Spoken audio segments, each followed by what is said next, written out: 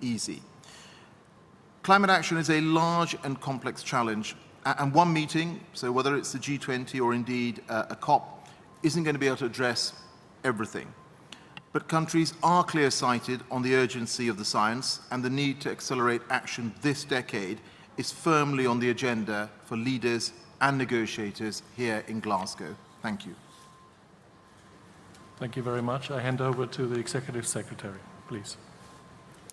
Thank you very much. And I will not repeat what has been so well said by the COP President. Let me start by expressing on behalf of UN Climate Change Secretariat, but I believe also on behalf of the wider membership of the Conference of the Parties, our deep gratitude for the incredible work that the UK government has deployed in order to allow us to be here meeting today in person. This is really the first big UN gathering after the pandemic started. So it is really significant. And in this regard, I also want to thank all of you for being here. I am conscious that for you, it was also not easy to travel here and to go through all the different processes that are needed in order to ensure that we have a safe and healthy environment for us all. So thank you for being here, and thank you for your continuous interest in allowing us to spread the word of what we are doing here. I want also to mention this morning the Minister of Environment of Chile. She made her statement, her final statement, handing over the presidency to President Alok Sharma. So it was also a very important and I would say also maybe an emotional moment. She has held the longest presidency ever in our process for very specific circumstances. So we are here, yes, in a very crucial moment. We have different signals. On the one side, the presence here of 120 leaders, it just indicates how much the issue of climate change is really at the top of the priority at the highest level. So that is, I would say, reassuring. That's really important that we register that. On the other hand, it is true, we know that we are still far from where we need to be to say confidently that we will reach the 1.5 degrees goal by the end of the century. However, the science also tells us that it is still within our reach. So I would say, if you ask me, why are you optimistic? I think that from what we are learning and seeing, we know that this transformation can happen, that there are the tools, there are instruments, there are solutions. It is a question of time. And also on how we manage to replicate those solutions at the speed that is required, so that in this decade, which is crucial, we can get to be confident about achieving the 1.5 degree goal. So I have seen the delegation. I came here to Glasgow actually a week ago, and I've been meeting with different groups and negotiators. So I can tell you, I see, yes, there are differences of views, but what is reassuring is that I see a unity of purpose. People really wanting to work together in order to achieve a successful outcome here at COP26. Now, it's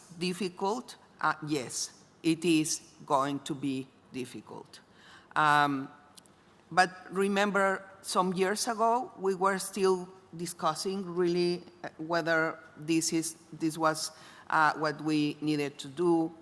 We were still discussing whether there was, or actually not even discussing, there were many who thought that there is a path to development that is not sustainable. So they thought they had a choice between sustainable development or not. Today, this is not the case. So I think we have made progress, but yes, as the COP president has mentioned, we have a huge task ahead of us.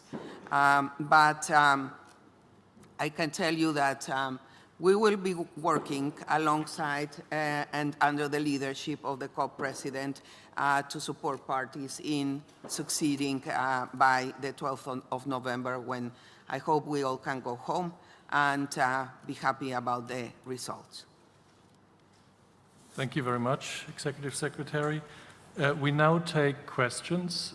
So if I may ask you here in the room to raise your hands.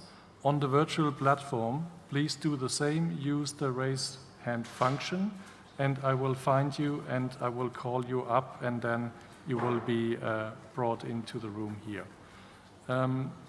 Let me start here, first row.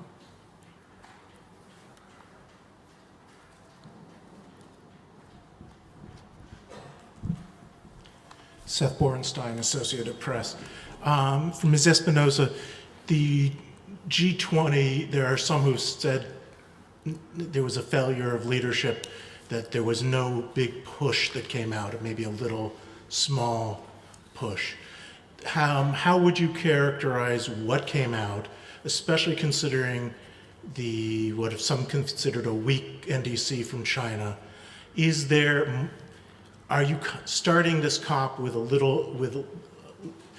only a small amount of momentum, and how will that affect negotiations? Does it hurt negotiations not getting that big push? Well, I have to say that I have not yet had a chance to look in detail to the outcome of the G20. But yes, and you may have heard me before saying that, as the president has just said, G20 really has a very important role to play. And our NDC synthesis report indicates that we are not there. We are looking at ways of updating it further in order to bring in, at least be able to highlight what are what is their last assessment with those NDCs that just came, including the one from China. I think, yes, very frankly, we are not where we need to be. And I think that's something that we need to be very honest about. We are seeing that altogether, our assessment indicates around 16% of increase of emissions by 2030, while we should be getting to a decrease of 45%. That is a fact. Now, what I do see, and I engage very intensely with G20 countries, including China, and probably especially China, is that there is a strong determination to really fulfill the commitments that they are making. And so China is now saying that they will be peaking their emissions before 2030. Of course, I hope that they can succeed, and we can encourage them to come to bring that date forward as much as possible.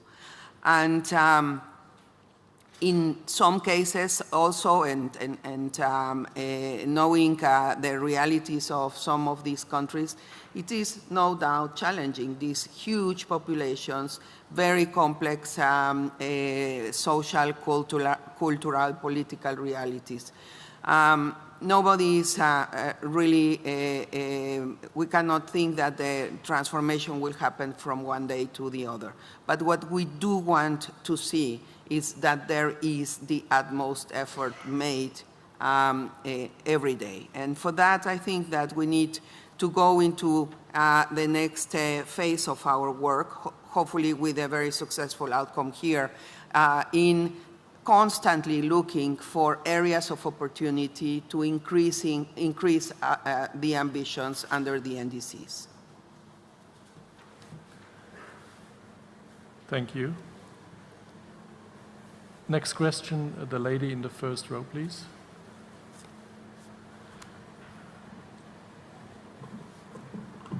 Thank you. Ivana Kotosova from CNN. Mr. President, how has the energy crisis affected your expectations coming into this COP? Specifically, what is your ambition on the end of coal? We are hearing from Rome that several large countries are pushing very hard against a specific date for the end of coal use. Thank you. Thank you for your question. I think the first thing to say is that obviously the energy issues that we're facing are of international nature. However, I think what we also need to look at what needs to happen over the next few years in the medium term as well in terms of decarbonizing our economies and our power sectors. And I've certainly been encouraged by the moves by many countries to make a big push on renewables.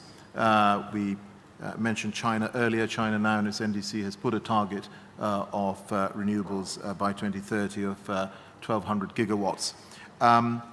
We see similar significant targets in countries like India, which wants to get to 450 gigawatts by 2030 as well. I think what these recent events have shown is that we need to accelerate the move to clean power. We have an Energy Transition Council, which we've set up as part of the work on COP26. There are a significant number of governments represented on that, and the intention of that is to find common solutions and, of course, also support countries as part of their energy transition. On the issue of coal, I said at the start of when I took on this role as COP President Designate that we wanted to make COP26 the COP that we had to consign coal power to history. And I would just say to all colleagues here that what has happened over the past months, I think, has been quite remarkable in terms of the commitments to end international coal financing. So I co-chaired the meeting of G7 energy and climate and energy environment ministers back in May. We had a historic commitment then that all the G7 nations would no longer finance international coal. South Korea has made the same commitment. I visited South Korea on 2 occasions. This was a topic for discussion. And then, of course, you have seen China very significantly state at the UN General Assembly, President Xi Jinping stated that China would also be ending international coal financing. And if this press conference had been taking place a year ago, and I had said to you that that is how far we would have come, I suspect you might have been skeptical. But that is where we are, and I think we are at this point where, when it comes to international coal financing, we are consigning coal to history. Let's see what comes out of the G20 in terms of domestic coal. I've always said that every country starts from a different energy mix, but ultimately pushing forward on clean power is something that benefits each country individually and us collectively as an international community. Thank you. Thais, the lady here in the first row, please.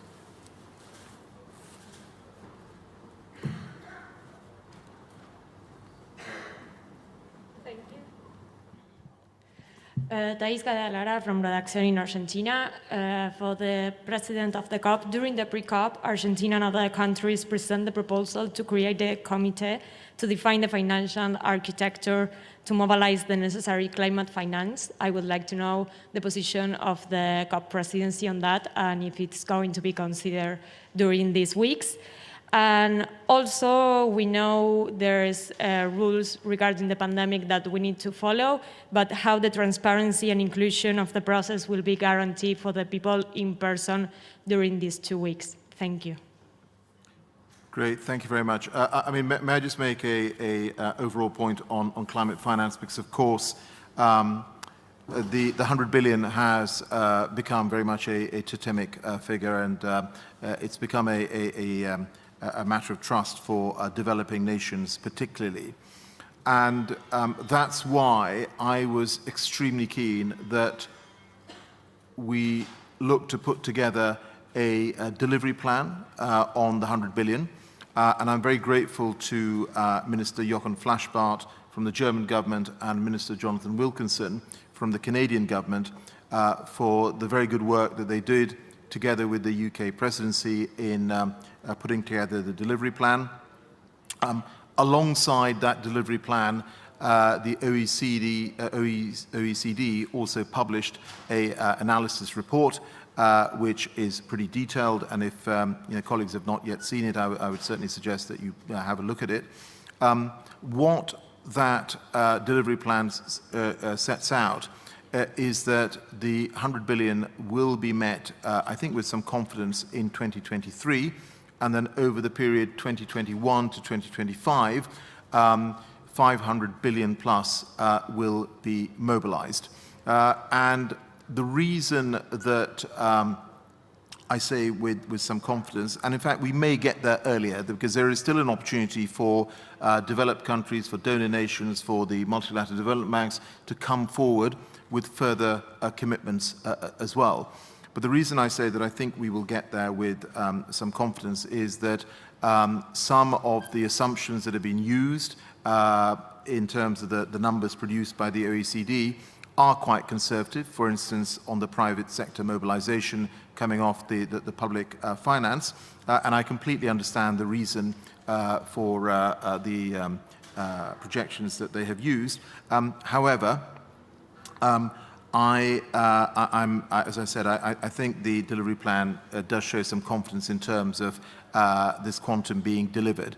Of course, as I said when we held a press conference on this delivery plan, I am disappointed that it seems unlikely that the 100 billion will have been met in 2020. We don't yet have the figures. They will come next year from the OECD, but we do know the figures for 2021, just under 80 billion. And if you look at the delivery plan, the 100 billion is not likely to be met in 2021. And that obviously is a matter for disappointment, but I do think the fact that from 2023 onwards, the 100 billion will be met, I think is positive. However, I'm also conscious of the fact that what matters is not just the quantum, but also the mix between adaptation and mitigation. And I've said very publicly in the past that what we cannot have is adaptation being seen as the poor cousin of mitigation going forward.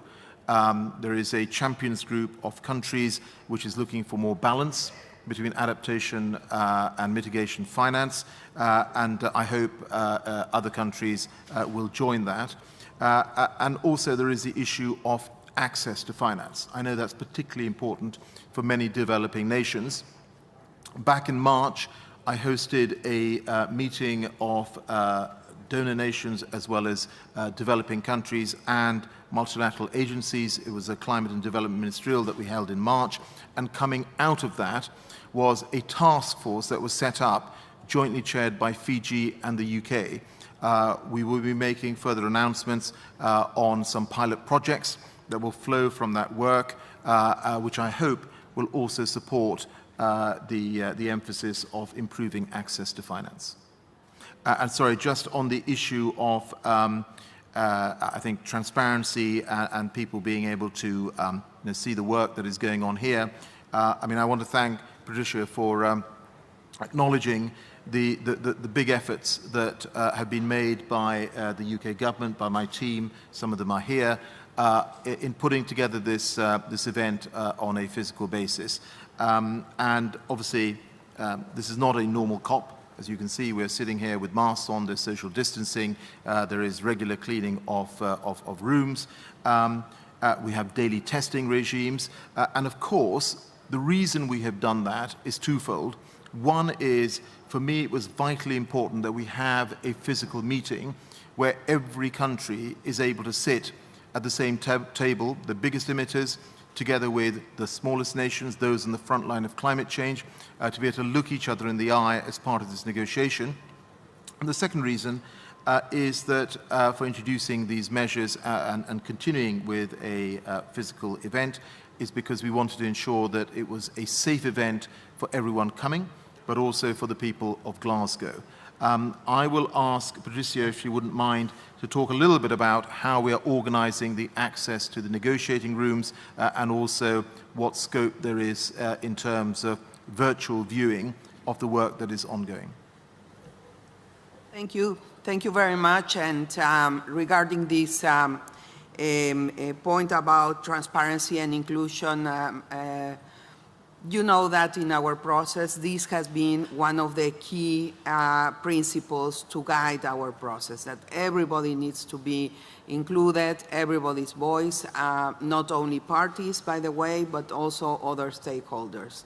Now, as the President has just said, the fact is that we are meeting in very extraordinary circumstances. We have never organized a conference under circumstances similar, nothing. I mean, if you would have told me when I got this job in 2016 that we would be organizing a conference in this kind of situation, I would have thought that's impossible.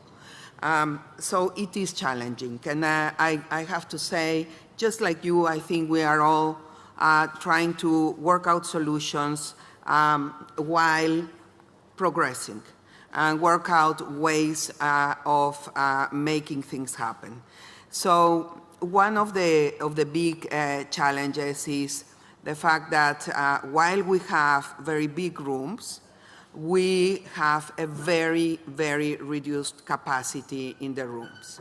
And you may know that in our process, sometimes the negotiation rooms get packed, people standing, some people even sitting on the floor.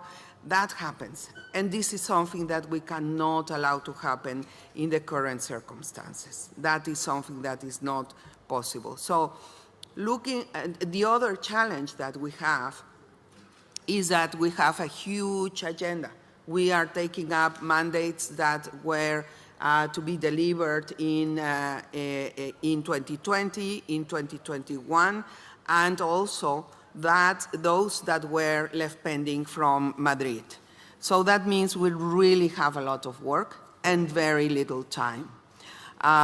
We could not have negotiations before we came here. We did a lot of work, as many of you may know, virtually, but not negotiations. So we are faced with restrictions of capacity, not space, because really the spaces are incredible, but capacity of the rooms, and second, just an incredible amount of issues that need to be addressed. So that means that we need to try to take advantage of, fully take advantage of the fact that in the process we are allowed, let's say, parties have decided that there can be no more than 6 simultaneous negotiating process.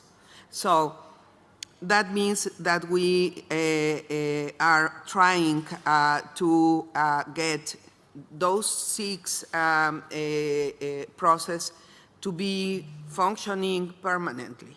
And this is where then the restriction for access for in numbers, not for delegations, but the numbers. The biggest, for example, the biggest negotiating room has a capacity of 144, 72 persons at the table and 72 in the back. That is not enough. We have 193 parties now. So that is literally not enough. And then we have also the stakeholders, which we want to have included. We went through a lot of work with the UK colleagues in order to find also technical solutions in linking rooms so that while rooms would not be physically integrated, but they would be virtually integrated and allow people to also participate even if sitting in another room. So we are looking at all those different possibilities. You may have heard that we were exploring a possible ticketing system. We have heard a lot of reactions to that. We take all of that very seriously into account. So we are trying to find the best possible solution. We have told parties we are absolutely open to their proposals. And I do hope that, I do believe that later on today we will offer a possible solution, at least to try. And then, of course, if it doesn't work, we will need to go back and look at it again. But just to underline, the commitment with inclusiveness, inclusivity, and really transparency is absolutely there. Thank you. In the interest of time, we don't have much time more, but the gentleman in row 3 here, over there, is next. And then the gentleman in row 4, you had your hand up for some time. Hello, I have another question. Yeah, Alistair Thompson from Scoop Media, New Zealand. My question is about finance as well, and it addresses the question of sufficiency of the 100 billion in relation to the need. That seems to be grossly insufficient, and also when compared with the enormous amount of funding which was deployed to save the economies of America and Europe, it seems very, very small. Thank you for that question. And obviously, the $100 billion goal was first talked about in 2009, and then it was reiterated in 2015 in Paris. I mean, what I would say is that I think we all understand that the 100 billion is a significant amount of money.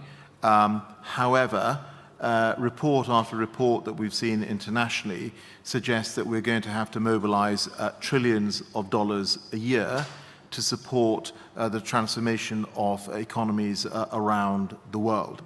And I think this is where the private sector has a real role to play.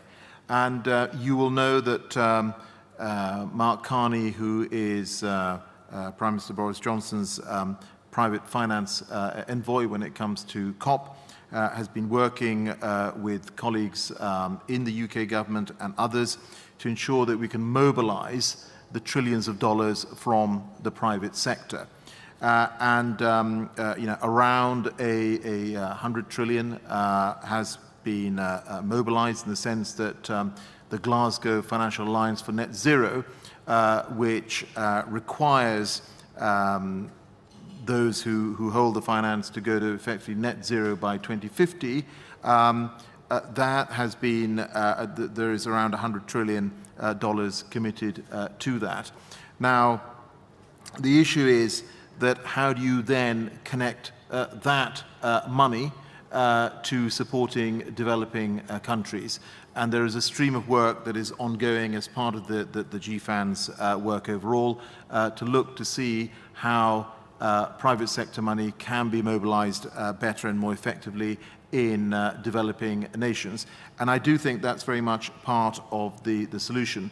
I mean, if I may use a UK example, we in the UK have built the biggest offshore wind sector in the world over a relatively short period of time. And we are looking to quadruple the size of our offshore wind sector to 40 gigawatts by 2030. And the reason that we have been able to grow this so quickly is because we have also introduced various revenue mechanisms which have allowed the private sector to invest.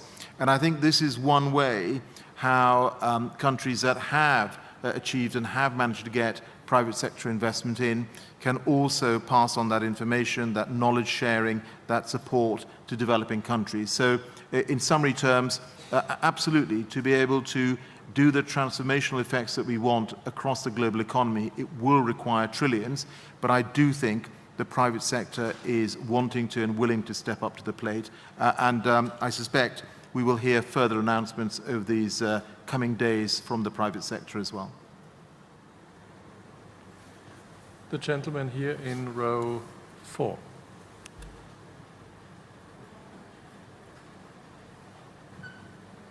Jonathan Levy, Radio News Hub.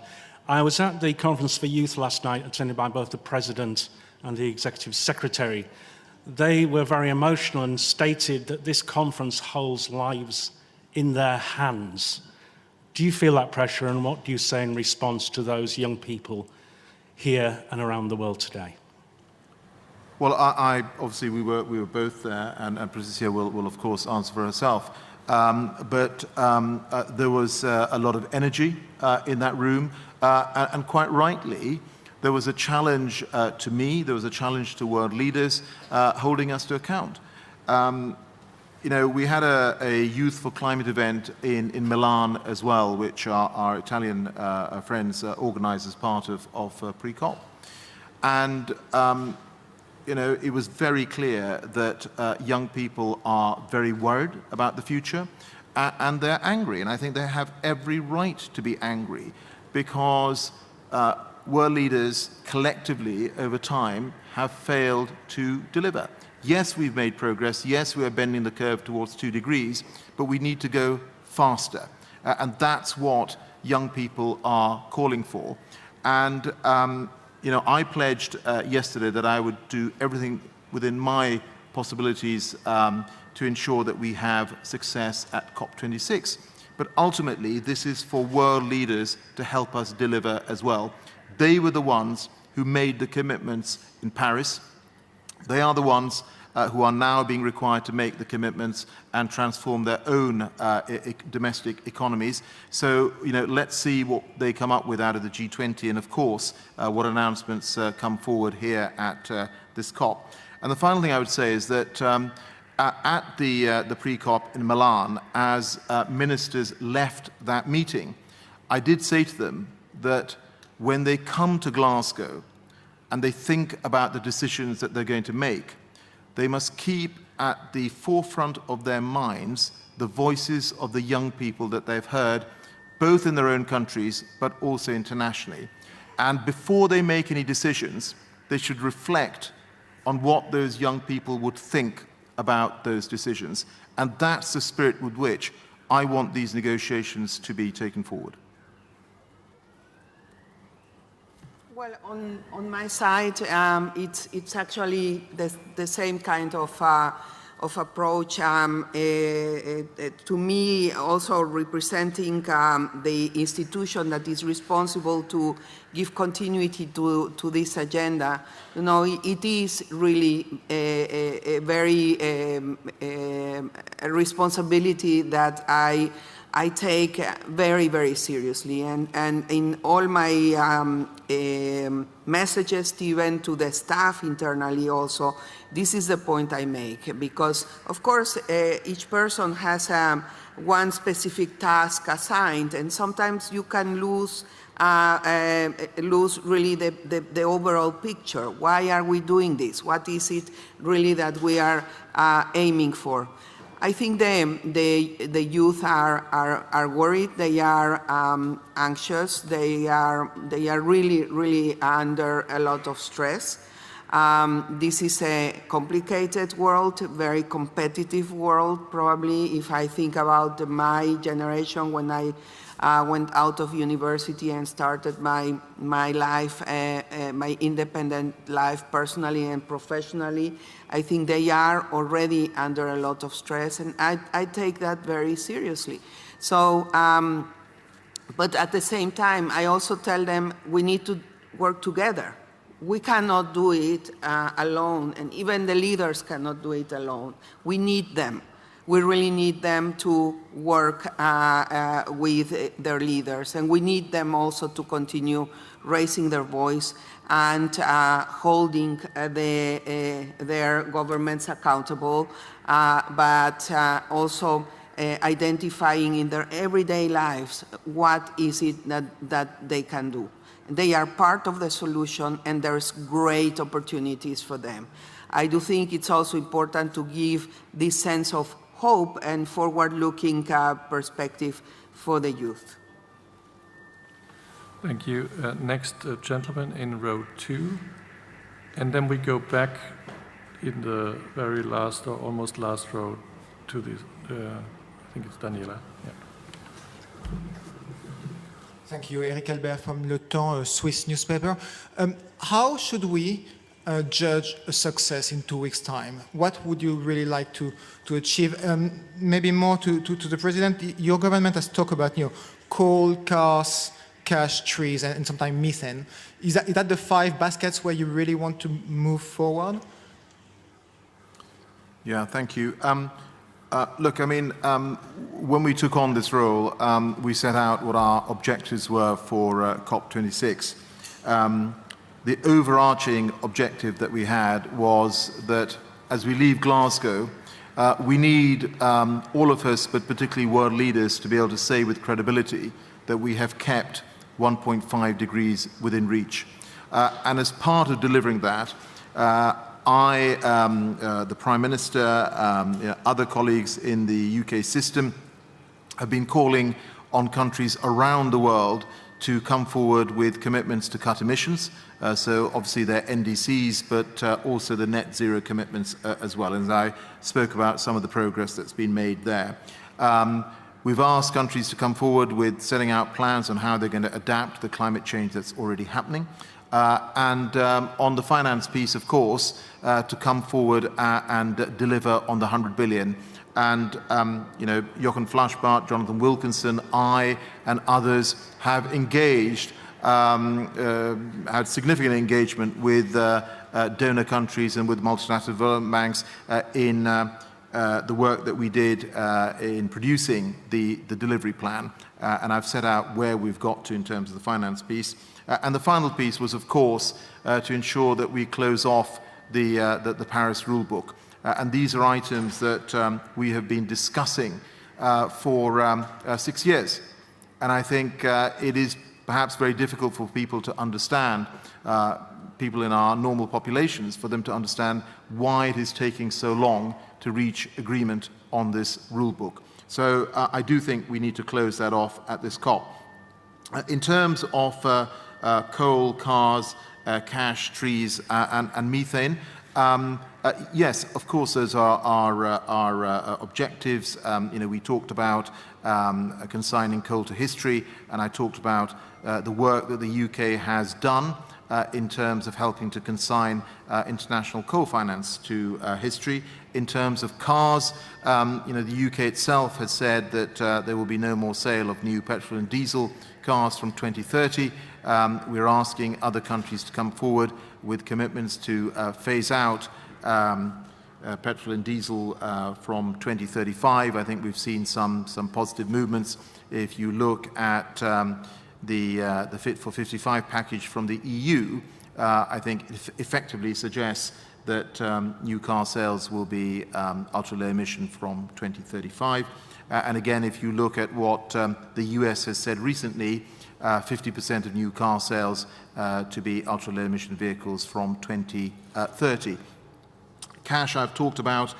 Trees, looking particularly at ending deforestation. There is going to be a forest and land use event as part of the World Leaders Summit, and we will set out at that point what world leaders are signing up to. And then methane. As you know, there is a methane pledge which has been developed by the EU and the US, that will be formally launched at COP. The UK is already signed up to this, but we have a pretty good record in the UK in terms of reducing methane. We've reduced it by 60% over the last 30 years and are putting in place further policies to curb methane emissions. So I think what we're trying to do is to tie up the negotiations with commitments from governments, but also commitments from the corporate sector and the non-state sector as well. And again, I think you will see at this COP further announcements that come forward from non-state actors. Thank you. So in the interest of time, one more question. Here, the lady in the almost back. Thank you.